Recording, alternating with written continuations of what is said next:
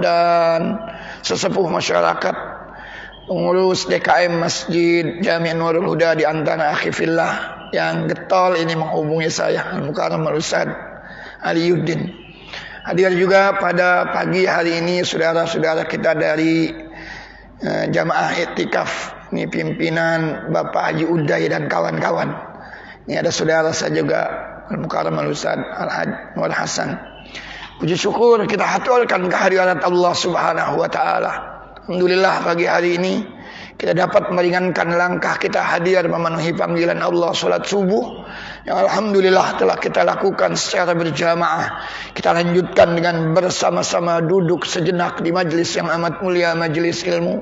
Mudah-mudahan hadirnya kita, duduknya kita di rumah Allah di majlis mulia ini, kita senantiasa mendapat ridha dan keberkahan dari Allah Subhanahu wa taala. Amin ya rabbal alamin. Salawat beriring salam semoga senantiasa tercurah limpahkan keharibaan junjungan kita Nabi besar Muhammad sallallahu alaihi wasallam, para pengikutnya, para sahabat-sahabatnya, kita yang hadir berdoa dan berharap semoga nanti di hari kiamat kita semuanya akan mendapat syafaat dari Rasulullah sallallahu alaihi wasallam. Seperti biasa sebelum saya lanjut, saya mengajak mari sama-sama kita baca suratul Fatihah. Al-Fatihatu lima quri'alah. Fatihah tergantung dari niat yang kita baca, yang kita inginkan. Kita mohon kepada Allah dengan Fatihah ini semoga orang-orang tua kita, guru-guru kita, keluarga kita yang telah pulang ke rahmatullah, bil khusus keluarga besar Masjid Nurul Huda ini, semoga almarhumin almarhumat di alam kuburnya senantiasa mendapatkan cucuran rahmat maghfirah dari Allah Subhanahu wa taala. Kuburnya dijadikan raudhah min riyadil jinan. Dengan Fatihah ini kita juga mohon kepada Allah, jika pagi ini ada saudara-saudara kita yang sedang berbaring sakit baik di rumah maupun di rumah sakit, semoga Allah Subhanahu wa taala segera angkat penyakitnya, Allah pulihkan kesehatannya, Allah berikan kesabaran, ketabahan kepada mereka dan keluarganya. Ayo terus kita doakan anak-anak kita, adik-adik kita, saudara-saudara kita yang tengah belajar, tengah menuntut ilmu, aina mahkanu, dimanapun mereka belajar. Semoga Allah Subhanahu wa taala yaftah lahum futuhal arifin. Allah bukakan anak-anak kita semuanya pintu kecerdasan, pintu keberhasilan. Jadikan anak-anak kita semuanya anak-anak yang sholihin, sholihat, taat kepada Allah dan Rasulnya, berbakti kepada orang tuanya, ilmunya kelak bermanfaat fid din wad dunya wal akhirah. Kita semuanya yang tengah usaha, yang tengah ikhtiar, punya hajat, punya keinginan, semoga usaha ikhtiar kita semuanya mendapat ridha Allah. Hajat keinginan kita dimudahkan dan disampaikan Allah. Kita dibukakan pintu rizki yang seluas-luasnya. Kita doakan saudara-saudara kita mujahidin, mujahidat, muslimin, muslimat, mukminin, mukminat yang ada di Gaza, yang ada di Palestina. Semoga Allah Subhanahu wa taala memberikan kekuatan kepada saudara-saudara kita semuanya. Allah berikan kesabaran, Allah catatkan kemenangan. Bitilkan niyah wa ila hadratin nabiyil mustafa sallallahu alaihi wasallam. Al-Fatihah. A'udzu billahi minasyaitonir rajim. Bismillahirrahmanirrahim. Alhamdulillah rabbil alamin arrahmanir rahim maliki yaumiddin. Iyyaka na'budu wa iyyaka nasta'in. Ihdinas siratal mustaqim. Siratal ladzina an'amta 'alaihim ghairil maghdubi 'alaihim waladdallin. Amin. Masyaallah muslimin, kajian kita di buku Bidayatul Hidayah Ta'lif Hujjatul Islam Abi Hamid Al-Ghazali ini sudah sampai di hadithun jami'un fi ma'asi al-qulub. Bismillahirrahmanirrahim. Saya baca bukunya. Wal akhbaru fil hasadi wal kibri wal riya'i wal ujbi katsirah wa yakfika fiha hadithun wahidun jami'un. Faqad rawa Ibnul Mubarak bi isnadihi an rajulin annahu qala li Mu'adz, ya Mu'adz, hadithni hadithan sami'tahu min Rasulillah sallallahu alaihi wasallam.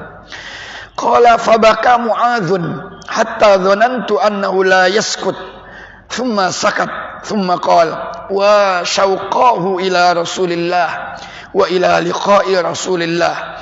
Thumma qala sami'tu Rasulullah sallallahu alaihi wasallam ya Mu'adz inni muhaddithuka bi haditsin in anta hafiztahu nafa'aka indallah wa in dayya'tahu wa lam tahfazhu in qata'at hujjatuka indallahi ta'ala yaumal qiyamah. Ya Mu'adz wa ila akhiril hadis. Ini hadisnya panjang sekali. Di dalam buku ini hampir 2 halaman hadisnya. Ma'asyiral muslimin, hadza haditsun jami'un fi ma'asil qulub. Ini bab sebelumnya kita berbicara tentang ma'asil qulub, dosa-dosa hati. Termaktub di sini diantaranya adalah al-hasad, dengki, hasud, al-kibar, sombong. Sudah kita bahas di beberapa pertemuan yang lalu, orang sombong itu karena 7 hal. Orang menjadi sombong karena 7 hal yang bisa mempengaruhi dirinya. Kenapa sombong? Sudah kita sebutkan di antaranya karena bisa jadi keilmuannya, bi'ilmihi. Punya ilmu, merasa orang lain di mata dia itu rendah, kecil, tidak ada apa-apanya, sombong dia. Yang kedua, orang itu bisa sombong bimalihi, karena hartanya. Kemudian yang ketiga, orang itu bisa sombong bi'amalihi wa ibadatihi. Orang bisa sombong karena amal ibadahnya. Mungkin dia qiyamul lail, kemudian dia puasa sunnah, dia zakat, dia infak, dia sedekah. Melihat orang lain tidak melakukan itu, dia menganggap bahwa dirinya paling mulia sementara orang lain itu kecil. Itu bi'amalihi wa ibadatihi. Yang selanjutnya adalah bin nasab. Nasabnya, keturunan siapa dia. Kalau orang keturunan mungkin jenderal, dia merasa bahwa dirinya itu hebat. Mungkin ayahnya itu menteri, ayahnya itu gubernur, ayahnya itu presiden. Itu orang bisa sombong karena nasabnya. Kemudian orang bisa sombong karena apanya? Biquwwatihi, karena kekuatannya. Kekuatan fisiknya mungkin. Maka orang-orang yang di bawah dia yang secara fisik itu lemah, bagi dia itu kecil. Kemudian orang sombong karena apanya lagi? Bijamalihi. Karena kalau laki-laki itu karena ketampanannya, perempuan karena kecantikannya. Merasa dirinya paling tampan itu ada. Hubbuz zuhur, pengen selalu dilihat oleh orang. Kemudian apalagi orang menjadi sombong? Orang menjadi sombong diantaranya yang terakhir itu karena al-atsba, pengikutnya. Wattalamiz, karena murid-muridnya, semakin banyak muridnya semakin sombong dia. Lihat murid-murid saya. Apalagi sekarang dunianya ini dunia medsos. Maka tadi ada kata-kata al-atsba, mungkin bahasa sekarangnya followersnya. Lihat tuh followers saya udah jutaan. Ini orang bisa menjadi sombong karena 7 hal itu. Ini kita sudah bahas di kajian yang sebelumnya tentang penyakit hati, al-kibru. Kemudian ada ariya. Kemudian ada al-ujub, membanggakan dirinya. Dan setan itu nggak pernah berhenti menggoda kita. Beda godaan setan dengan godaan hawa nafsu. Kalau godaan setan gagal satu, dia akan menempuh jalan yang lain. Malam kita misalkan, itu setan berusaha untuk kita tidak bangun malam. Tapi kalau kita mungkin sebelum tidurnya niat, di antara mungkin membaca ayat suci Al-Quran, membaca surat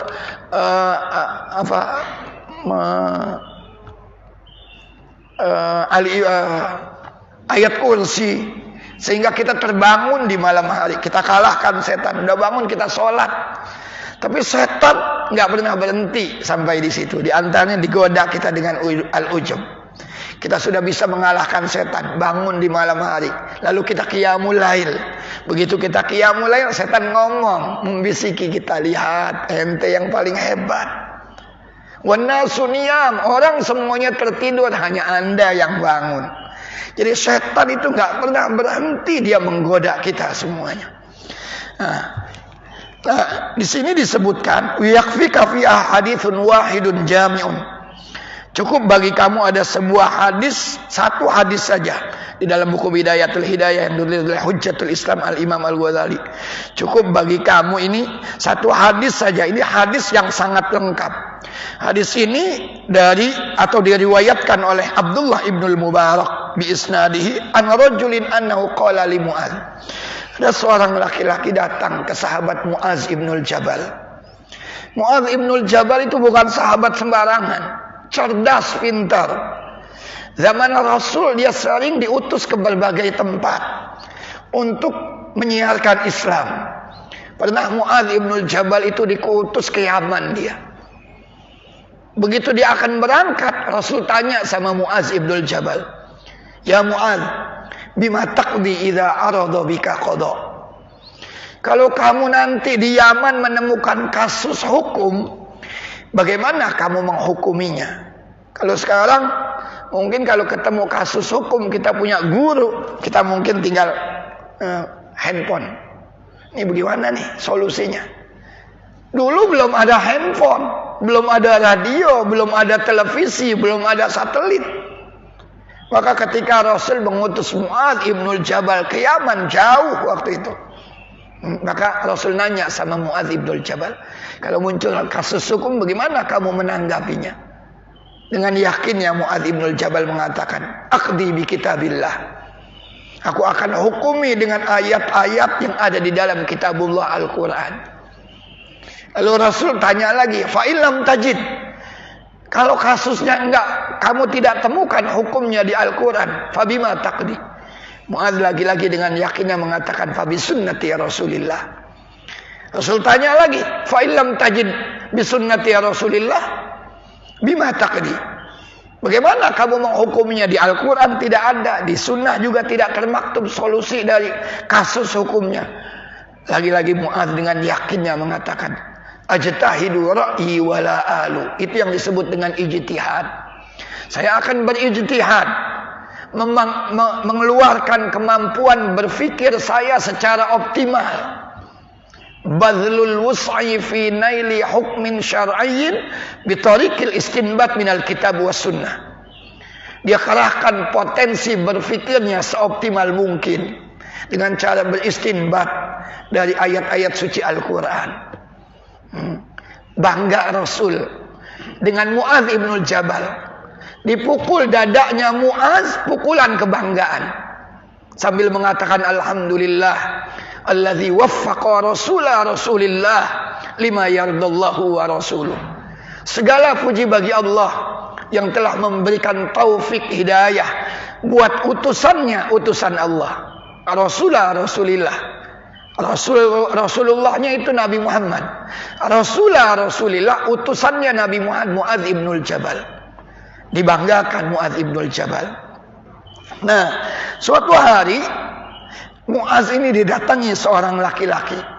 Di hadapan Mu'adz, laki-laki ini minta disampaikan sebuah hadis. Ini nanti yang akan kita baca, hadis panjang. Di hadapan Mu'adz, orang ini berkata, "Ya Mu'adz, haditsni hadisan sami'tahu min Rasulillah." Wahai sahabat Mu'adz ibnul Jabal, sampaikan kepada saya satu hadis yang pernah engkau dari Rasulullah sallallahu alaihi wasallam. Begitu disebut nama Rasulullah sallallahu alaihi wasallam. Ini saking cintanya dulu sahabat sama Rasulullah sallallahu alaihi wasallam. Dia enggak langsung menjawab, "Baka Mu'adzun walam yaskut hatta dzanantu annahu la yaskut." Menangis Sayyidina Mu'adz. Teringat Rasulullah, mengenang Rasulullah sallallahu alaihi wasallam. Itu dulu lihat. Ekspresi sahabat begitu disebut nama Rasulullah saja nangis dia. Mengingat Rasulullah, merindukan Rasulullah sallallahu alaihi wasallam. Sampai yang bertanya ini, zonantu annahu lam yaskut. Karena nangisnya lama Mu'adz. Cuma disebutkan haditsni hadisan sami'tahu min Rasulillah. Cuma disebut nama Rasulullah saja. Sampaikan kepada saya satu hadis yang pernah engkau dengar dari Rasulullah. Nangis. Lalu begitu dia berhenti dari tangisnya, summa sakat qala, Ini ekspresi kerinduannya, kata Muadz bin Jabal. Wa syauqah ila Rasulillah. Wa syauqah ila liqa'i Rasulillah. Kata Sayyidina Muadz, alangkah rindunya saya sama Rasulullah. Alangkah rindunya saya ingin berjumpa dengan Rasulullah sallallahu alaihi wasallam. Subhanallah. Ini dulu sahabat-sahabat begitu. Sama Rasulullah cintanya, subhanallah. Maka Nabi dalam sebuah hadisnya mengatakan, man ahabbani kana ma'i fil jannah. Yang cinta sama aku, dia akan membersamai aku nanti di surganya Allah subhanahu wa ta'ala. Ada lagi seorang perempuan minal ansar min Bani Dinar. Perempuan orang Ansar dari Banu Dinar. Suaminya ikut perang Uhud, ayahnya ikut perang Uhud, saudara kandungnya ikut perang Uhud. Ini orang-orang yang dia cintai nih. Ayahnya, suaminya, dan saudara kandungnya ikut perang Uhud. Tiga orang dekat dari perempuan Ansar dari kaum Banu Dinar tadi gugur di medan Uhud. Ayahnya gugur, suaminya gugur, saudara kandungnya gugur. Ada rumor, isu yang beredar di kalangan sahabat bahwa Rasul pun ikut gugur dalam perang Uhud. Itu perang yang banyak menelan korban di pihak kaum muslimin. Sebabnya karena kaum muslimin ketika itu tidak taat terhadap perintahnya Rasulullah. Terutama umat pemanah-pemanah jitunya itu. Mereka diperintahkan oleh Rasulullah, apapun nanti kondisinya, jangan pernah tinggalkan bukit Uhud.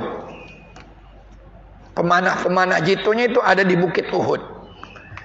Waktu itu pasukan kaum musyrikin masih dipimpin oleh Khalid ibn Walid. Dia belum menyatakan keislamannya. Nanti dia baru masuk Islam, disebut sebagai Saifullah, pedangnya Allah. Khalid ibn Walid, pasukan perang kaum musyrikin, ahli strategi perang dia. Masuk bukit Uhud, terjebak dia. Dihujani panah oleh kaum muslimin, kocar-kacir dia. Dulu kalau perang itu dia membawa al-anfal, harta rampasan perangnya itu dibawa. Maka begitu kocar-kacir ditinggal. Yang di bawah begitu melihat al-anfal, harta rampasan perang, berebut. Ternyata itu mempengaruhi teman-teman sahabat-sahabat Rasulullah yang ada di puncak-puncak gunung Jabal Uhud itu. Maka turun mereka juga ikut berebut. Masyiral muslimin, sebetulnya Khalid ibn Walid itu cuma lari dia. Lalu dia memutari gunung Jabal Uhud. Begitu dia melihat kaum muslimin mabuk karena berebut al-anfal, disikat habis itu kaum muslimin. Maka banyak jatuh korban.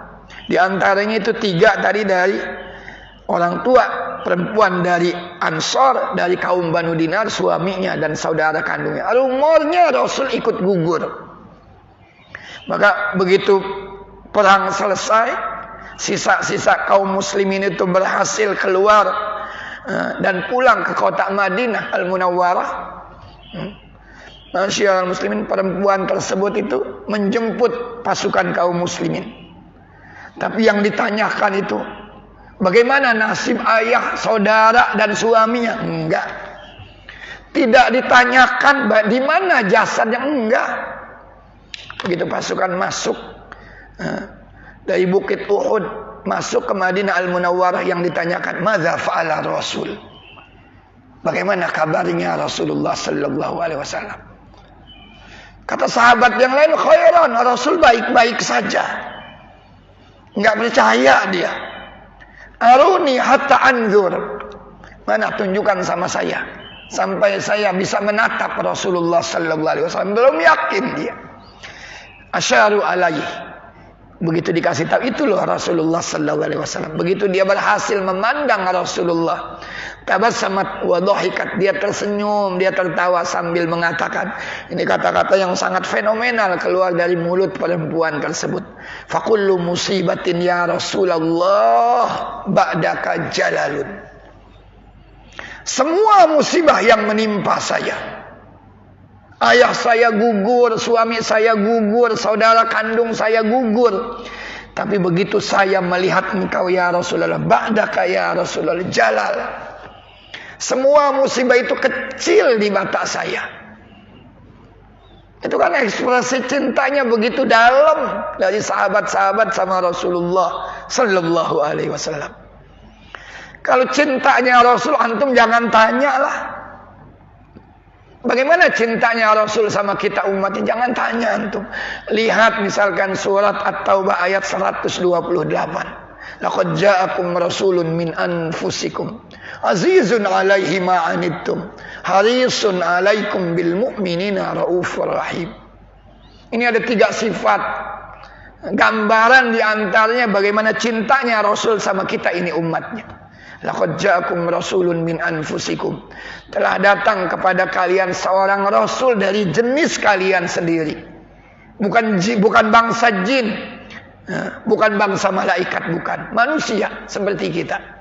Tapi memiliki 3 sifat istimewa di sini. Apa yang pertama? Azizun 'alaihi ma 'anittum. Terasa berat buat sang Rasul penderitaan kita umatnya. Artinya Rasul tidak ingin melihat kita umatnya ini menderita di dunia, lebih-lebih nanti di akhirat. Harisun 'alaikum. Rasul ini begitu berkeinginan kalau kita ini beriman, kalau kita ini selamat, kalau kita bahagia di dunia, lebih-lebih nanti di akhirat. Bil mu'minina raufur rahim. Sama orang-orang mukmin itu amat sangat belas kasih. Itu bukti cintanya Rasul yang direkam di dalam Al-Quran. Suatu malam istrinya Sayyidah Aisyah itu bermanja-manja sama Rasulullah. Kata istrinya Sayyidah Aisyah, ya Rasulullah, lamma ra'aitu fika tiba nafsin. Setelah saya melihat dalam dirimu itu jiwa yang sangat baik. Ini bermanja-manja.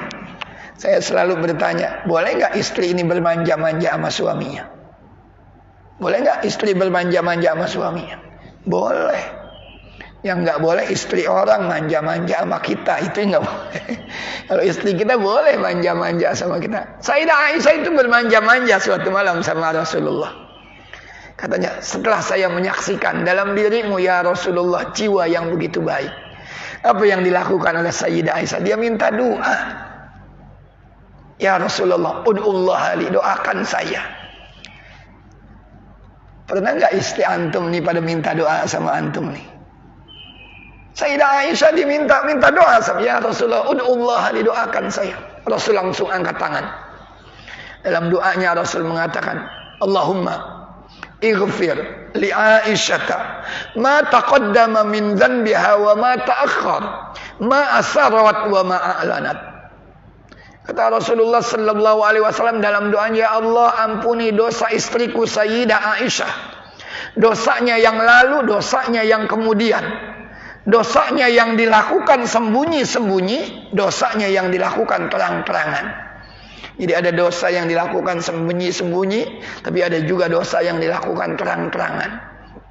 Ma'asyiral muslimin, begitu didoakan, tabassamat Aisyah, senyum Sayyidah Aisyah. Ditanya sama Rasulullah, ya Aisyah, ayasuruki du'ai, apakah doa yang aku panjatkan sudah membuat engkau bahagia? Kata Aisyah, bala ya Rasulullah. Tapi enggak berhenti sampai di situ. Apa kata Rasulullah kemudian? Ya Aisyah, innaha la du'ai li ummati fi kulli salatin. Allahumma shalli ala Sayyidina Muhammad wa ala ali Sayyidina Muhammad. Kata Rasulullah, wahai istriku Sayyidah Aisyah, doa seperti tadi itu adalah doa yang aku panjatkan buat umatku setiap aku sholat. Itu cintanya Rasul sama kita. Kita didoakan setiap sholatnya Rasul. Apa doanya? Sama kayak tadi. Allahumma ghfir li ummati ma taqaddama min dhanbiha wa ma ta'akhkhar, ma asarrat wa ma a'lanat. Ya Allah ampuni dosa umatku yang lalu dan yang kemudian, yang dilakukan sembunyi-sembunyi, yang dilakukan dengan terang-terangan. Ini Rasulullah sallallahu alaihi wasallam. Maka sahabat-sahabat juga begitu cinta sama Rasulullah sallallahu alaihi wasallam. Ini Mu'adz ibnul Jabal, begitu disebut nama Rasulullah, baka Mu'adz. Enggak berhenti dia menangis, begitu dia berhenti menangis baru dia mengatakan, wa syauqah, alangkah rindunya saya sama Rasulullah. Qala, Baru dia ngomong, sami'tu Rasulullah sallallahu alaihi wasallam yaqul. Aku mendengar Rasulullah sallallahu alaihi wasallam pernah bersabda kepadaku, kata Sayyidina Mu'adz. Apa sabdanya? Ini hadisnya panjang sekali. Ya Mu'adz, kata Rasulullah, wahai sahabat Mu'adz, inni muhadditsuka bihaditsin. Saya akan sampaikan kepada engkau sebuah hadis. In anta hafiztahu nafa'aka indallah. Kalau engkau hafal hadis yang nanti akan aku sampaikan, kalau engkau hafal hadis ini akan bermanfaat buat kamu di sisi Allah atau di hadapan Allah nanti. Tetapi kata Rasulullah, wa in dayya'tahu, tapi kalau kamu menyia-nyiakan, kamu tidak berusaha untuk menjaga menghafalnya, wa in dayya'tahu wa lam tahfazhu wa lam tahfazhu, kamu sia-siakan, kamu tidak hafal hadis ini, in qata'at hujjatuka indallahi ta'ala yaumal qiyamah, maka terputus alasanmu di hadapan Allah nanti di hari kiamat. Jadi ada hadisnya, hadis panjang. Hadis ini berbicara tentang ma'asi al-qulub, dosa-dosa hati seseorang. Ini dosa-dosa hati ini bisa menggerus amal ibadah seseorang. Kita sholat misalkan, ini tadi ada kata-kata riya, tapi sholat kita la lillah, bukan untuk Allah, tapi riya'an linnas, sum'atan linnas. Kita sholat ingin dilihat oleh orang. Kita sholat ingin didengar, dikatakan bahwa si fulan itu orang soleh. Ini penyakit hati. Maka disampaikan oleh Rasulullah hadis ini, ya Mu'adz, kalau kamu hafal hadis ini, bukan cuma dihafal begitu saja, tapi kandungannya itu diamalkan dalam kehidupan. Maka hadis ini akan sangat bermanfaat, kata Rasulullah. Tapi kalau kamu tidak berusaha menghafalnya, apalagi mengamalkan kandungannya, putus nanti alasan kamu di hadapan Allah Subhanahu wa taala. Ini hadis ini persis dengan hadis yang tentang al-muflis. Rasul kan pernah bertanya sama sahabat-sahabat Rasulullah. Kata Rasulullah sallallahu alaihi wasallam kepada sahabat, atadruna manil muflis? Hei sahabat-sahabatku, kalian tahu enggak siapa orang yang bangkrut? Kata sahabat begitu ditanya, atadruna manil muflis? Sahabat menjawab, al-muflis fina, orang yang muflis di kalangan kami adalah man la dirhamalahu wala mata, yang enggak punya duit, yang enggak punya harta. Itu orang yang muflis, orang yang bangkrut. Enggak punya duit, enggak punya harta, enggak punya dirham, enggak punya harta apapun, enggak punya kekayaan apapun. Tapi Rasul meluruskan kata-kata sahabat tadi. Kata Rasulullah, bukan itu. Kata Rasul, innal muflis min ummati man ya'ti yaumal qiyamati bi salatin wa siyamin wa zakatin wa ya'ti wa qad syatama hadza wa qadhafa hadza wa akala mal hadza wa safaka dama hadza wa daraba hadza. Orang yang muflis adalah orang yang nanti datang di hari kiamat dengan pahala puasanya, pahala salatnya, mungkin pahala qiyamul lailnya, pahala sedekahnya, banyak pahalanya. Bangga dia dengan amal-amal solehnya. Banyak dia menghadap Allah. Ini loh, ya Allah, salat saya, sedekah saya, puasa saya, baik yang wajib maupun sunnah. Tetapi ini semuanya orang ini bisa bangkrut. Pahalanya yang sekian banyak dikurangi, nanti diambil. Wa ya'ti wa qad syatama hadza. Dia bawa itu betul, tapi ingat di dunia dia pernah mungkin mencela orang, menggunjing orang. Orang jarang yang selamat dari lisannya. Rasul itu selalu bersabda, al-muslim man salimal muslimuna min lisani wa yadi. Muslim yang sesungguhnya adalah muslim-muslim yang lain itu selamat dari gangguan mulut dan tangan kita semuanya. Nah ini Rasul bilang, betul ente datang dengan pahala puasa kamu, sedekah kamu, salat kamu, tapi ingat kamu juga di dunia dulu sering menggunjing orang, mencela orang, mencaci orang. Qadhafa hadza, qadhaf al-qadhfu itu artinya aramyu bizina, menuduh orang melakukan hal buruk. Itu tuduhan keji. Kalau sekarang mungkin kalau dunia medsos itu hoax, penebar hoax itu.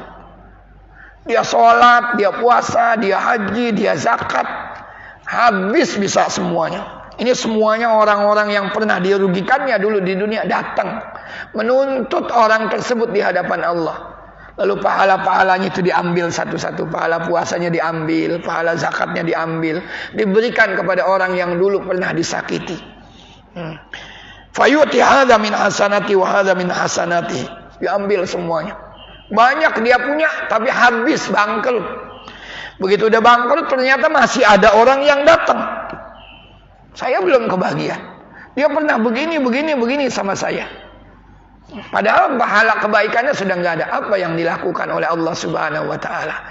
Diambil dosa-dosa orang yang pernah dulu di dunia itu mungkin digunjing, disakiti, dirampas haknya, diambil itu. Dosa-dosanya ditimpakan kepada orang ini karena dia udah nggak punya pahala lagi. Ini orang yang bangkrut. Hadis ini pun yang panjang hampir mirip dengan itu. Ya Mu'adz, ini hadisnya panjang. Ya Mu'adz, inna Allah tabaraka wa ta'ala khalaqa sab'ata amlak. Sesungguhnya wahai Mu'adz, wahai sahabat Mu'adz, sesungguhnya Allah tabaraka wa ta'ala khalaqa sab'ata amlak. Allah menciptakan 7 malaikat. Qabla an yakhluqas samawati wal ard. Sebelum Allah menciptakan langit dan bumi. Langit diciptakan 7 lapis, bumi diciptakan 7 lapis. Tetapi sebelum Allah menciptakan langit dan bumi, Allah lebih dahulu telah menciptakan 7 malaikat. Faja'ala likulli sama'in minas sab'i malakan bawwaban 'alaiha. Lalu Allah bilang, setiap langit tadi Allah ciptakan 7 malaikat dan Allah ciptakan juga 7 langit. Tapi penciptaan malaikat lebih dulu ketimbang penciptaan langit. Maka Allah jadikan di setiap langit yang diciptakan 7 lapisan itu seorang malaikat, malakan bawaban, malaikat penjaga pintu langit. Nah, tugasnya ngapain? Lihat kita di sini. Fatas'adul hafadzah bi'amalil abdi min hinin yusbihu ila hinin yumsi. Nah, udah. Ini jadi dan ada malaikat namanya malaikat al-hafadzah. Malaikat hafadzah itu malaikat pencatat amalan baik kita. Semua kita ini ada malakul hafadzah. Nah, apapun yang kita lakukan, antum di sini dicatat. Nah, baca Quran dicatat. Tertidur di masjid dicatat, semuanya ada catatannya. Yang baik-baik ada catatannya, yang buruk pun ada catatannya. Ini yang disebut dengan malaikatul hafadzah. Nah, tadi di setiap langit ini ada malaikat penjaga pintunya. Datang naik al-hafadzah, malaikat pembawa atau pencatat amalan seseorang bi amalil abdi. Ini loh simpulan. Amalannya ini. Dari sejak pagi sampai sore hari. Ini loh amalan simpulan pagi hari sampai sore hari.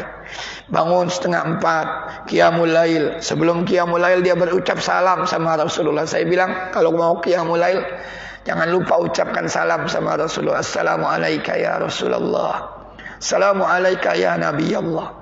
Assalamualaikum ya Habiballah. Ketika kita berucap begitu tuh, kata Nabi dalam hadisnya, raddallahu alayya ruhi. Allah kembalikan kepada saya ruh saya. Untuk apa? Untuk menjawab salam-salam kita semuanya. Maka kalau kita bangun malam jangan lupa ucapkan dulu salam sama Rasulullah. Assalamualaikum ya Rasulullah. Assalamualaikum ya Nabi Allah. Assalamualaikum ya Habiballah. Masyaallah muslimin, dibawa ini catatannya. Malaikat pencatat tadi membawa amalan seorang hamba yang dilakukan dari sejak pagi min hinin yusbi ila hinin yumsi, dari pagi sampai sore. Banyak amalan baiknya. Lahu nur kanuri syams. Catatan baiknya ini, amal-amal solehnya itu bercahaya seperti cahayanya matahari. Jadi catatan amalnya itu, ini amal baik, ada cahayanya tuh, bercahaya seperti cahayanya matahari. Hatta idza sa'idat bihi ila sama'id dunya. Nah, langit paling dekat dunia itu namanya sama'ud dunya. Samaud dunia itu kan tadi saya bilang langit diciptakan oleh Allah 7 lapis. Langit yang paling dekat dengan dunia yang kita lihat nih, itu adalah samaud dunia, langit pertama itu. Maka naik malaikat pembawa catatan amal-amal seseorang itu ke langit tingkat pertama, samaud dunia. Zakatu wa kasaratuhu, malaikat-malaikat yang menyambut malaikat hafadhah tadi membawa catatan si fulan ini, zakatu wa kasaratuhu. Itu para malaikat-malaikat mengatakan, aduh hebat banget nih orang, catatannya banyak. Wa kasaratuhu, dipuji-puji nih orang. Jadi ketika malaikat datang membawa catatan, ini loh catatan si fulan, dahsyat nih orang, catatan amal baiknya banyak banget hari ini. Baru dari pagi sampai sore hari aja. Dipuji-puji oleh penduduk langit ini. Fayaqulu al-malak al-muwakkal bihalil hafadhah. Tetapi malaikat penjaga pintu langit pertama tadi, yang disebut dengan as-samaud dunia, dia ngomong sama malaikat pembawa catatan baik hamba tadi. Idribu bihadzal amal wajha sahibi. Ini kata malaikat penjaga pintu langit yang pertama. Idribu bihadzal amal wajha sahibi. Artinya lemparkan amalan itu ke wajah pemiliknya. Artinya ini amal bisa ditolak nih oleh Allah. Dia punya catatan dibangga-banggakan oleh penduduk langit, tapi begitu ketemu penjaga pintu langit pertama, dia bilang sama malaikat pembawa catatan baik tadi, idribu bihadzal amal wajha sahibi, kembalikan kepada pemiliknya, lemparkan ke wajah pemiliknya. Ana sahibul ghibah, saya adalah, kata malaikat yang ada di langit pertama ini, saya adalah sahibul ghibah, pengawas orang-orang yang suka menggunjing. Hati-hati, jadi ada malaikat di langit pertama. Malaikat ini adalah malaikat ngawasin gunjingan-gunjingan orang semuanya. Amarani Rabbi alla ada'a amala man irtaban nas yujawizuni ila ghairi. Allah perintahkan saya, kata malaikat yang di langit pertama tadi, agar tidak membiarkan amalan seseorang yang suka menggunjing orang lain di dunia, yujawizuni ila ghairi, bisa melewati aku menuju langit yang selanjutnya. Jadi amalannya itu selesai sampai di situ. Maksudnya ini, malaikat al-hafadhah tadi, pembawa catatan baik itu mau ngadu ke hadapan Allah. Ini udah masuk waktu syuruk, tapi kita tunggu mungkin 5-10 menit baru nanti kita akhiri.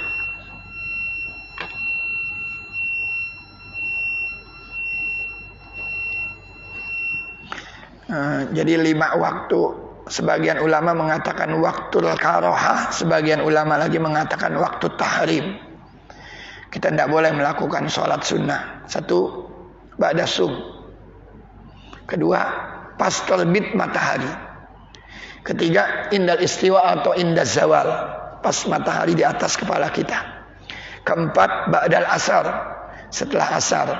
Yang 5, indal ghurub, ketika matahari terbenam.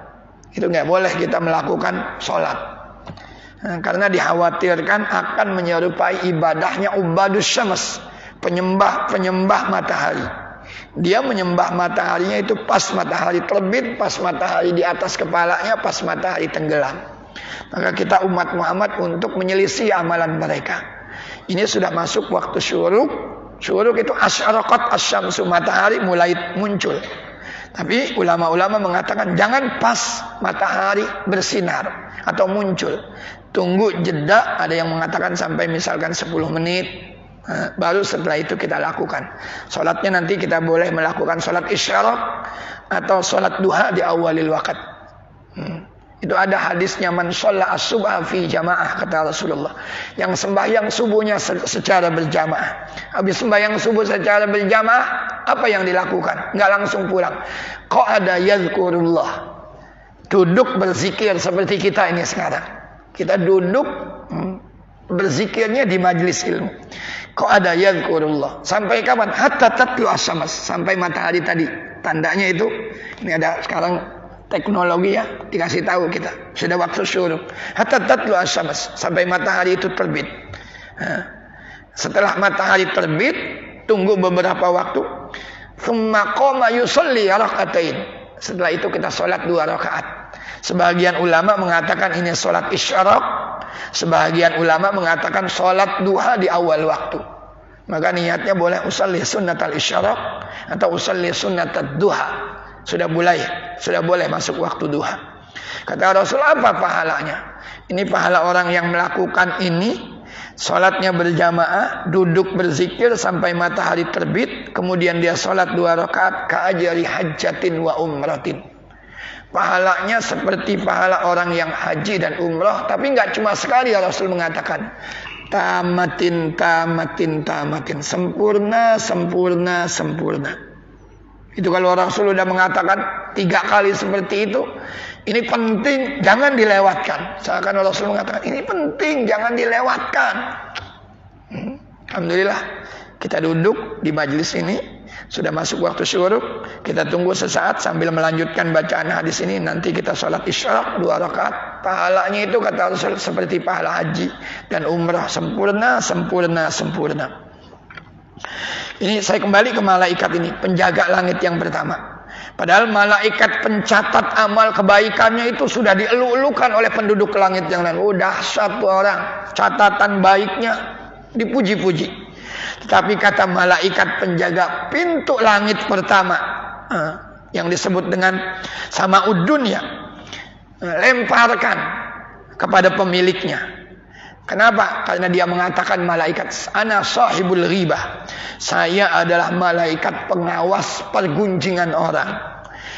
Allah Subhanahu wa taala memerintahkan saya untuk tidak membiarkan amalan seseorang yang pernah menggunjing orang lain di dunia melewati saya lalu naik ke langit-langit yang setelahnya. Jadi sudah ditahan dulu di situ. Qala summa ta'til hafadhah bi amalin shalihin min a'malil abd.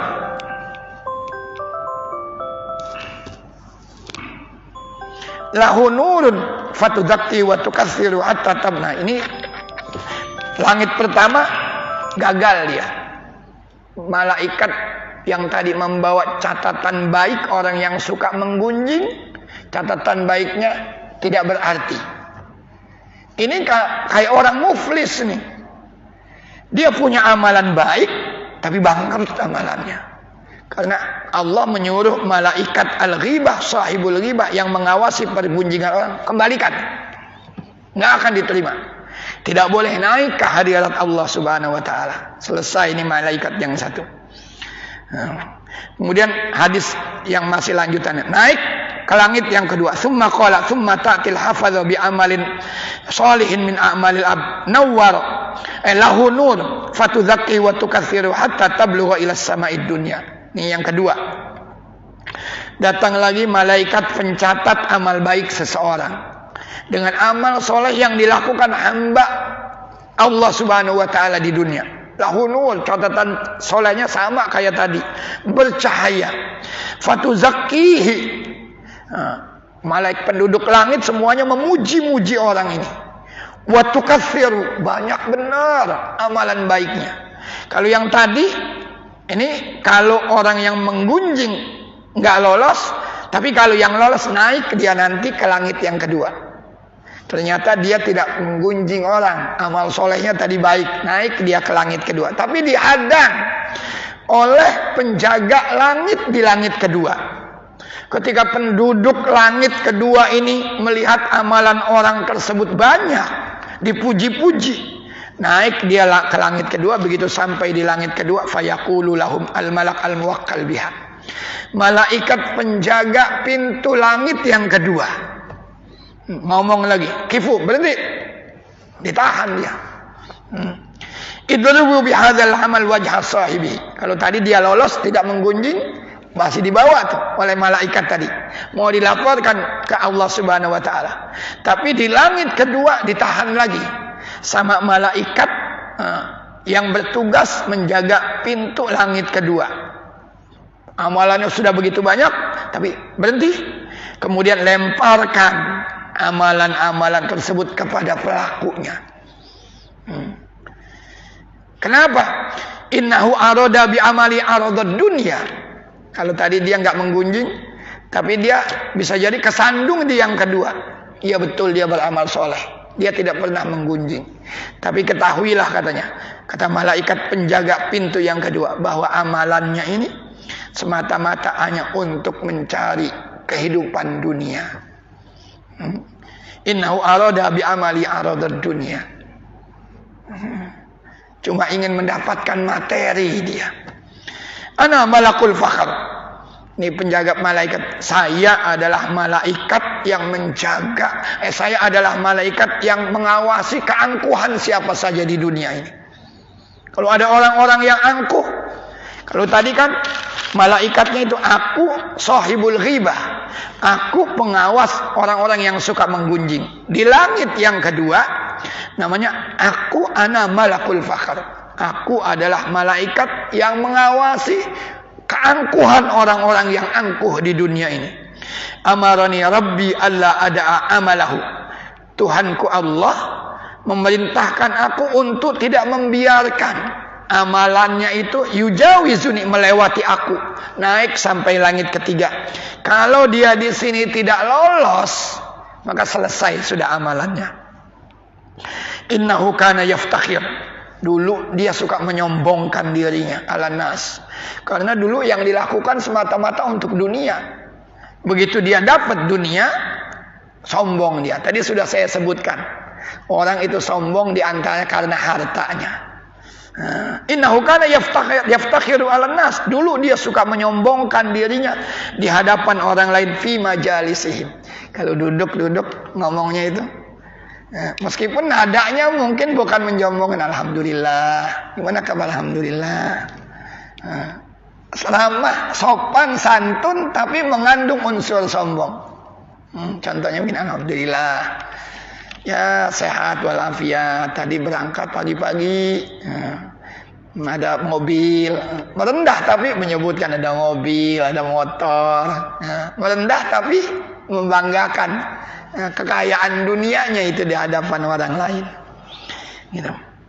Karena yaftakhiru ala nas fi majalisim. Dia kalau ngumpul-ngumpul dengan orang selalu menyombongkan dirinya. Qala, ini nanti panjang ini. Wa tas'adu al-hafadha bi amalil abdi yabtajun nuran min. Naik lagi. Kalau dia lolos di sini, ternyata dia tidak suka menggunjing.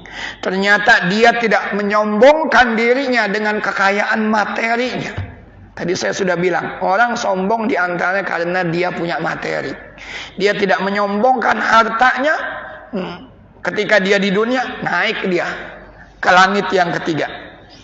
Malaikat pencatat kebaikannya naik ke langit yang ketiga. Tas'ad al-hafadhah bi amalil ab yabtahiju nuran. Kalau yang tadi bahasanya lahu nur, kalau di sini memancarkan sinar tu amalannya. Catatannya memancarkan sinar. Apa amalannya emang? Sedekah. Dia dulu suka bersedekah. Salat, dia dulu suka salat. Siam, dia dulu suka puasa. Wa qad ajabal hafadhah. Bahkan malaikat pencatatnya itu kagum. Dahsyat banget nih hamba Allah yang satu ini. Fayujawizuna bihi ila sama'id dunya. Lewat ke langit yang ketiga. Tapi di langit yang ketiga lagi-lagi malaikat dihadang. Malaikat pembawa catatan tadi dihadang oleh malaikat penjaga pintu langit yang ketiga. Fayaqulum al malakul muwakkal biha. Kifu, stop. Berhenti di sini. Wadribu bihadzal amal wajha saywi. Lemparkan amalan tersebut kepada pelaku amalan tersebut. Ana malakul kibar. Saya adalah malaikat yang mengurusi kesombongan orang. Tadi malakul fakhr. Yang mengurusi, kalau yang tadi keangkuhan orang. Ini malaikat yang mengurusi kesombongan seseorang. Amarani Rabbi alla ada amali jawidun ila ghairi. Sama kayak tadi. Allah memerintahkan Siapa saja yang suka menyombongkan dirinya dengan amal-amalnya, maka dia nggak akan bisa melewati saya untuk naik ke langit yang setelahnya. Innahu kana yatakabbaru 'alan nas. Orang ini suka menyombongkan amal-amalnya. Hati-hati. Silakan lakukan amal-amal soleh, tapi jangan pernah menyombongkan amal-amal soleh kita. Kita ini akan masuk surga, kata Nabi sallallahu alaihi wasallam, bukan karena amalan kita. La yadkhulu ahadun amalahu al-jannah. Seseorang itu masuk surga bukan karena amalannya. Maka begitu disabdakan ini oleh Nabi, sahabat nanya, "Wala anta ya Rasulullah?" Termasuk kamu ya Rasul. Akan masuk surga kamu bukan dengan amalan kamu. Kata Rasul, "Wala ana." Termasuk saya. Saya tidak akan masuk surga dengan amalan saya. Wa inna illa an yataghammadani Allahu bi rahmah. Kecuali Allah menyelimuti saya dengan rahmat saya. Maka jangan pernah membanggakan amal-amal baik kita. Kalau Imam Ghazali itu selalu, kalau kita habis beramal soleh itu, kata Imam Ghazali, tanamkan dalam diri kalian itu rasa harap cemas. Ayyakuna qalbul mu'mini mu'allaqan mudtariban bainal khaufi war raja. Seorang hamba itu kalau habis melakukan amal soleh, tanamkan dalam dirinya rasa harap cemas. Berharap diterima, cemas kalau ditolak. Berharap diterima, cemas kalau ditolak oleh Allah Subhanahu wa ta'ala. Ini kita sudah sampai nanti langit yang ketiga. Di langit yang keempat, ini di langit yang ketiga dihadang oleh malaikat yang mengurusi kesombongan. Di langit yang kedua dihadang oleh malaikat yang mengurusi keangkuhan seseorang. Di langit yang pertama dihadang oleh malaikat pengawas pergunjingan. Di langit yang keempat dia dihadang lagi oleh sahibul ujub, malaikat yang mengurusi orang-orang yang suka membanggakan dirinya. Itu nanti terus sampai ke-6, ke-7, ke-8, ke-6, ke-7 sampai ke-7 di langit ke-7. Jadi kita juga takut kalau begini. Imam Ghazali kan selalu begitu. Yang ditembak itu hati. Yang ditembak itu hati. Maka ini kalau kajian tasawuf memang begitu. Maka ada ungkapan begini, man tafaqqaha wa lam yatasawwaf faqad tafassaq. Kalau ada orang berfikih tapi dia tidak bertasawuf, dia bisa fasik. Begitu sebaliknya, wa man tasawwafa wa lam yatafaqqah faqad tasandaq. Kalau ada orang bertasawuf tapi tidak berfikih, zindik dia. Zindik itu artinya kelihatannya amalnya baik tapi sebetulnya tidak baik. Zindik. Dia nggak ngerti, misalkan sholatnya sambil nangis dia, khusyuk. Itu kan fikih, itu kan tasawuf tuh. Tapi fikihnya dia nggak ngerti. Nangisnya sampai, padahal nangis sampai bersuara saja itu bisa membatalkan sholat kita. Sangit yang sampai bersuara itu bisa membatalkan sholat kita. Yang mungkin ada anin itu ada suara-suaranya begitu. Hati-hati yang begitu. Ini tasawufnya benar, tapi fikihnya enggak benar. Tazandak itu namanya, zindik. Tapi kalau ada orang fikihnya benar, sholatnya mah benar, takbir ihramnya benar, tapi dia tidak bertasawuf, tafassak, fasik dia. Nah, maka disuruh gabungkan, wa man jama'a bainahuma faqad tahaqqaq. Kalau dia berfikih, dia bertasawuf, itu yang benar. Imam Ghazali selalu begitu. Contohnya misalkan dalam hal puasa. Puasa itu kalau secara fikih al-imsaku anil akli wasyurbi wal jima'. Ini kalau secara fikih, enggak makan, enggak minum, enggak melakukan hubungan intim suami istri di siang hari. Itu secara fikih. Tapi kalau secara tasawufnya bagaimana? Ghazali mengajak kita, puasakan mulutmu, puasakan matamu, puasakan telingamu. Bihifdzil lisan, bighaddil basar, bikaffis sam'i, bikaffi baqiyatil jawarihi anil atham. Ada orang, ini kalau tasawuf, dia puasa, nggak makan, nggak minum, tapi mulutnya menggunjing, sia-sia. Ini puasanya itu fikih, menggunjingnya itu tasawuf. Atau ada juga orang yang bertasawuf. Yang bertasawuf tadi tidak berfikih, dia nggak ngomong orang, tapi nggak puasa. Ya kayak begitu sama juga tuh. Maka waman jama'a bainahuma faqad tahaqqaq. Yang menggabungkan antara keduanya dialah yang benar. Mudah-mudahan ada hikmahnya buat kita semuanya. Silakan kalau masih ada yang ingin ditanyakan sekitar materi yang saya sampaikan. Hal min soal, ada yang masih ingin ditanyakan? Kita sudah sampai di malaikat penjaga pintu yang kelima. Ada yang masih ditanyakan? Cukup? Ya. Lagi-lagi saya katakan, Imam Ghazali mengajak kita membersihkan hati. Ini hadis yang diungkap oleh Al-Imam Al-Ghazali di buku Bidayatul Hidayah. Ini satu hadis yang sangat lengkap, yang berisi tentang hati-hati dengan penyakit hati. Penyakitnya disebutkan Al-Hasad, At-Takabbur, Al-Kibru, Al-Ujub. Disebutkan penyakitnya. Karena ini bisa menggerus nilai-nilai amal ibadah kita di mata Allah Subhanahu wa ta'ala. Mudah-mudahan ada hikmahnya. Kita tutup kajian pagi hari ini dengan doa kafaratul majlis. Subhanakallahumma wa bihamdika asyhadu an la ilaha illa anta astaghfiruka wa atubu ilaik. Wassalamu alaikum warahmatullahi wabarakatuh.